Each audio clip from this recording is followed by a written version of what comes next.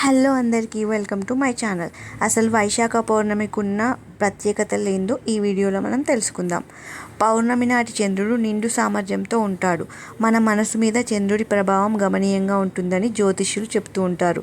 అందుకే పౌర్ణమి నాడు మనసును స్థిరం చేసుకునేందుకు, దాని శక్తిని బలపరుచుకునేందుకు ఈరోజు జపము, ధ్యానం చేస్తే మంచిదని చెప్తూ ఉంటారు. ఇక వైశాఖ పౌర్ణమి మరింత ప్రత్యేకం.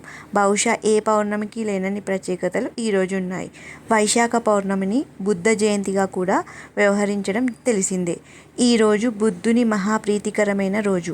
ఆయన జననం, బుద్ధుడిగా మారడం, నిర్యాణం చెందడం మూడు కూడా ఈ పౌర్ణమి నాడే జరిగాయని చెబుతారు.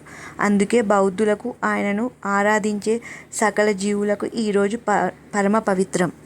సాంప్రదాయంగా కూడా వైశాఖ పౌర్ణిమ అపూర్వమైనది.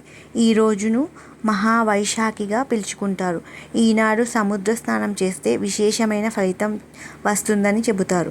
ఎండ ఉధృతంగా ఉండే ఈ సమయంలో దద్దోజనం, గొడుగు, నీటితో నిండిన కుండ లాంటివి దానం చేస్తే పుణ్యం లభిస్తుంది.